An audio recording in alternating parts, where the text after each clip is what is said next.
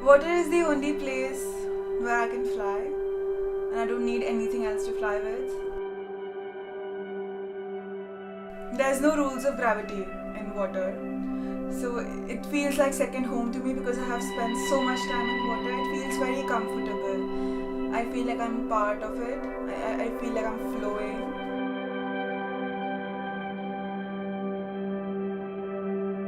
Swimming has always been a part of me. It has been my identity. People didn't know who I was, they knew I was a swimmer. And they didn't call me by my name, they called me swimmer.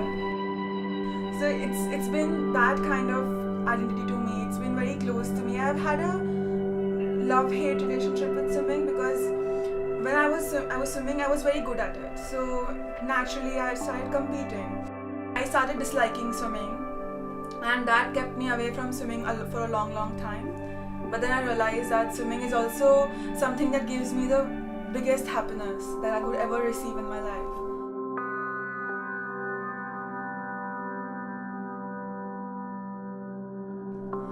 My name is Vandita Dhariyal. I'm from Gujarat, India, and I came to London to pursue my masters in organizational psychology.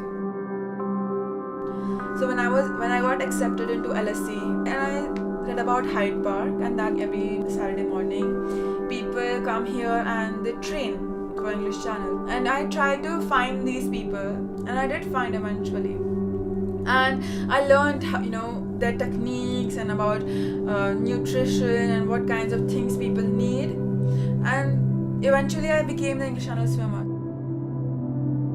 When I was swimming, I was actually very numb. I didn't know what was happening. I stopped myself from having any thoughts. So when I was on the shore in England, I remember thinking that this is it. Your turn has now come. You have to just do it. Just don't stop until you reach front. And this is it. Just do it. Be fast. And as I started swimming, I remember singing 2 songs, and I kept singing those 2 songs over and over and over again. And there was actually no other thought other than seeing a ship. I was counting the number of ships I passed. There were 17 ships I passed, and there were 2 helicopters and 1 plane. And I used to look at them, and they used to make me feel like, okay, there's not just me in the water. There are ships, and there's this plane. I used to look at them, and I used to feel happy.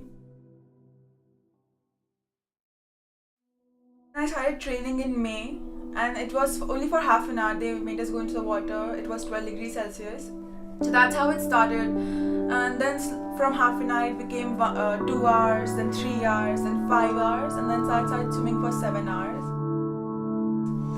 And after every training, when I would come back from Dover to London, I couldn't even look at the sea. I used to hate the sea so much because my arms used to pain, my body used to pain, my head used to hurt. And I used to be very hungry because for 7 hours, of course, you can't just eat food and then swim because you will puke it all out. So there's a boat next to me, yeah? The boat has to be there because the boat has pilot in it. I had 3 pilots. My pilot was Simon Ellis, and he had co-pilots and second pilot.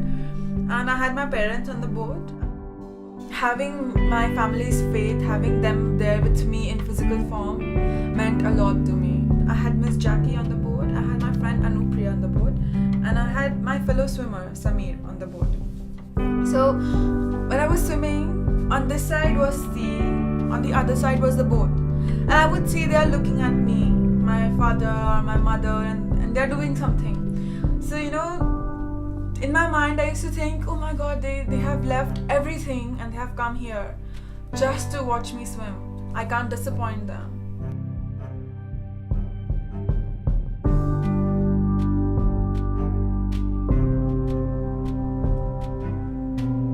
Miss Jackie is a very, very special person in my life. I truly believe that I couldn't have done this without her. Oh, when I saw Vandita for the first time, it was back in March, and another swimmer introduced Vandita to me and said, "Oh, Jackie will help you out." So anyway, what I saw was, I looked at it and thought, that's a channel swimmer. She's got the body of a channel swimmer. So anyway, we agreed to meet up a couple of weeks later at Dover Beach, and it was very cold. The water was very, very cold. Anyway, she got into the water and just swam off straight away. You know, she amazed me really because she was in the water for a quarter of an hour, and I think the temperature was probably about 7. And I was quite worried actually because she'd never been in the ocean before. And anyway, she got out and she didn't even shiver, you know. So yeah, I was just amazed.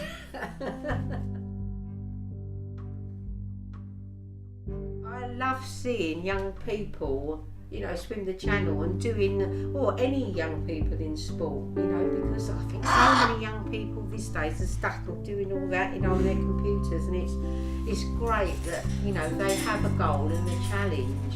You know, I think it's really great for them. You know.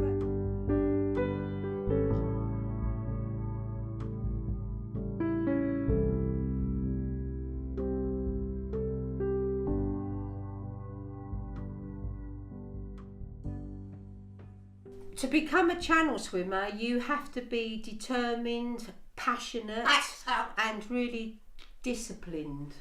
And Vandita was all of those. So you know you have to have the right mindset.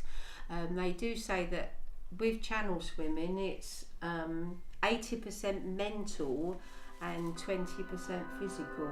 So you know you've got to have the mental attitude.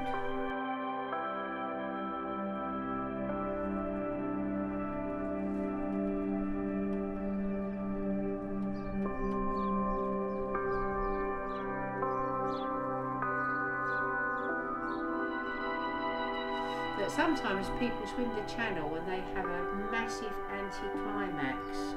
You know, they've done it and they can't believe they've done it, and you think they feel lost.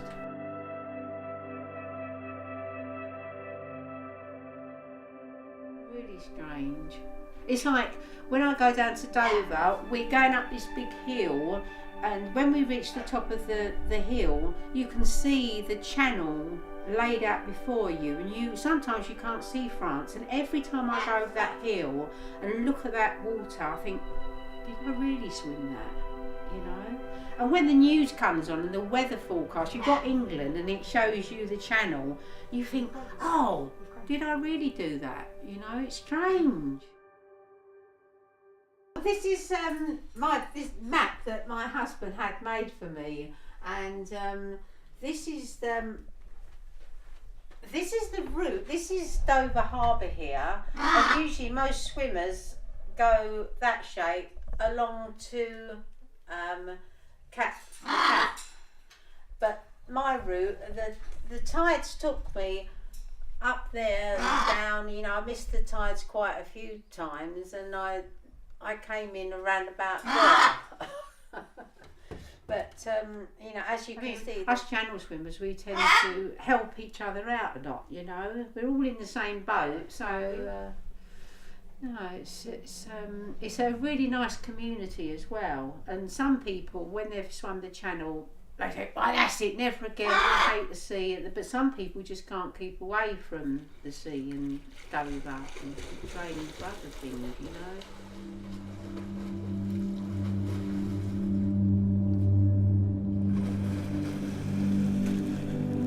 I'm gonna miss you.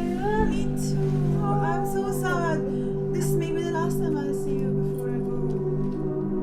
But you're gonna come back. Yes, and you are gonna come visit me. Oh, yeah. Yes, and you'll stay back home, and we can travel all across. Oh wow! That's what I look forward to. But keep on swimming. Yes. Keep up the passion and the dedication. And I wish you every success. But we'll look into you know, coming back. Yes, and we'll do the triple crown. Yeah. And you can be on the boat again. Yeah, definitely. Yes. Definitely.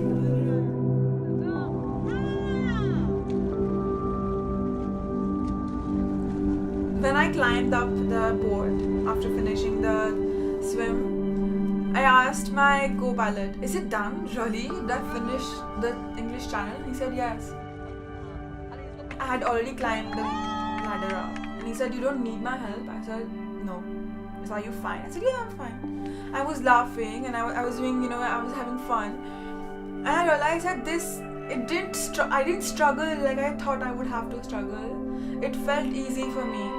And then Miss Jackie said that maybe this is not difficult enough for you. Maybe you need to do a 2-way. So she said that's what you need to do now. So I guess I'll come back for that.